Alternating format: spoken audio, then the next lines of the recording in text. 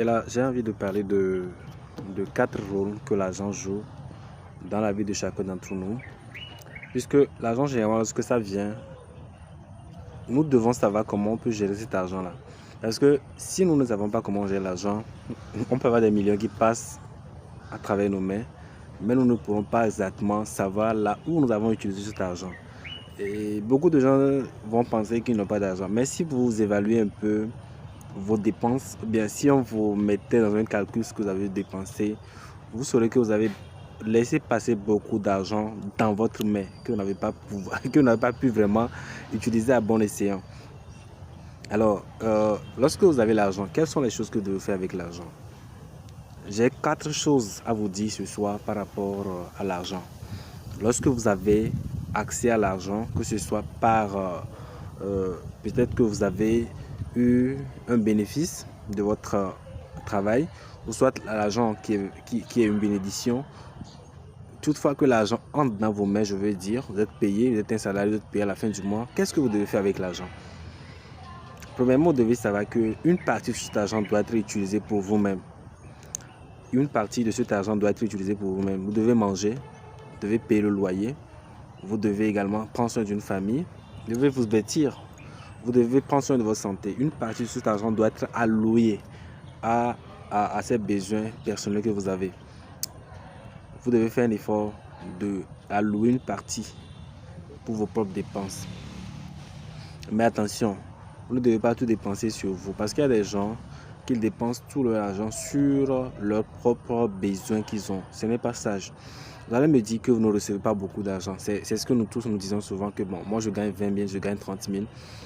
Mais écoutez, la manière dont vous gérez 20 000 aujourd'hui déterminera la manière dont vous allez gérer aussi 100 000, 200 000, 1 million, 2 millions, même des milliards. Si vous n'avez pas cette culture de pouvoir savoir que l'argent que vous recevez comme salaire ou bien qui est venu dans votre main n'est pas totalement dépensé, vous allez penser que quand vous gagnez les millions aussi, avez-vous remarqué que vos besoins augmentent tant que proportionnellement avec vos incomes, qu'on appelle souvent vos revenus? Il y a une partie qui est réservée pour vous, pour que vous puissiez dépenser, mais d'autres parties aussi pour autre chose. La deuxième chose à faire avec l'argent, c'est de pouvoir épargner. Quand je parle d'épargner, c'est de garder ça quelque part. C'est-à-dire quand tu as par exemple 10 000, tu peux choisir de prendre 1 000 francs, 2 000, garder ça quelque part. Quand vous épargnez, il n'y a pas un bénéfice sur ça, vous gardez ça quelque part. Et on épargne pour 2 raisons principales. Pour des opportunités et pour les urgences. Peut-être que quand on parle d'opportunités, par exemple, j'étais à une année où j'avais un peu d'argent sur moi et puis il y a un monsieur qui vendait un portable. Un portable qu'on vendait à ce moment à 85 000, 80 000, mais je l'ai payé à 40 000 parce que j'ai eu l'argent à ce moment. C'est une opportunité comme ça. Par exemple, on vend des terrains, peut-être le terrain à 300 000, le terrain à 400 000. Mais si vous avez l'argent sur vous, vous pouvez utiliser l'opportunité là pour avoir ce terrain. Ce terrain qu'on peut vendre normalement à 1 million ou bien à 2 millions. Vous avez ça à 400 000, à 300 000. L'argent est utilisé d'abord pour... L'argent est épargné pour les opportunités comme ça. Également pour les urgences.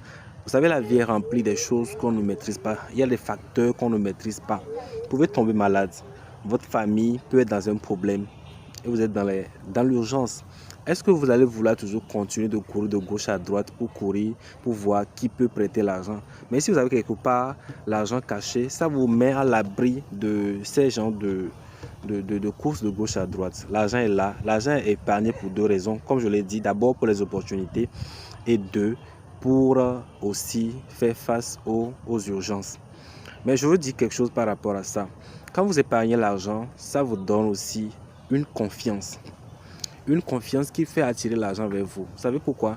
Quand vous avez l'argent qui vous manque et que vous savez que vous n'avez pas nulle part encore, ça crée un sentiment d'insécurité en vous. Et ce sentiment d'insécurité justement permet que l'argent vous fuit. L'argent n'aime pas ça.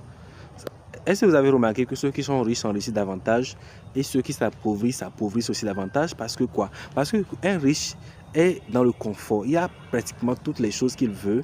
Et il sait qu'il est capable de faire ça parce qu'il a des investissements, il a des choses qui le sécurisent. Mais un pauvre, par exemple, vit perpétuellement dans la peur.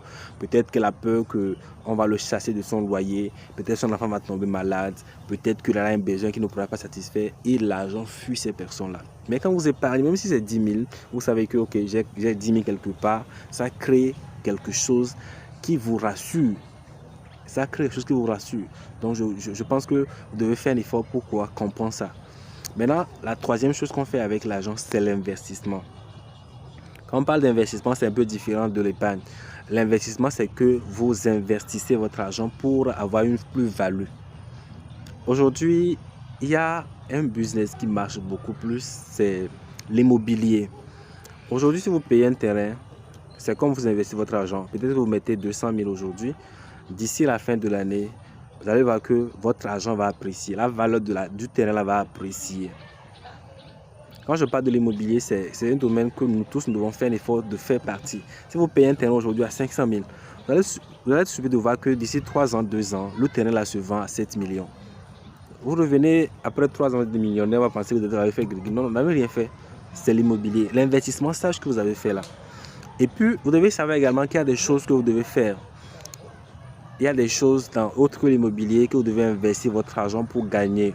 Vous devez investir. Sans investissement, il n'y a pas de sécurité quelque part. Peut-être qu'il y a des gens qui disent que moi je suis un salarié, on le paie à la fin du mois.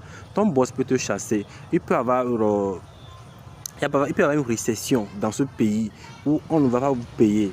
Beaucoup de gens qui sont salariés aujourd'hui, si on cesse de les payer pendant 6 mois, beaucoup vont tomber. Beaucoup seront dans la décadence financière.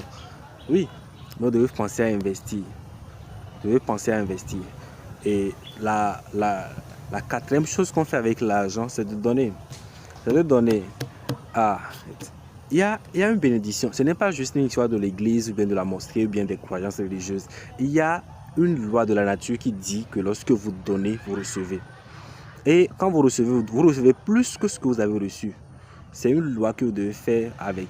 Donc il y a des gens qui ont l'argent mais qui ne pensent jamais donner aux amis, aux familles, aux œuvres caritatives. Non, vous devez faire l'effort pour qu'une partie de votre argent aille dans ces lieux également.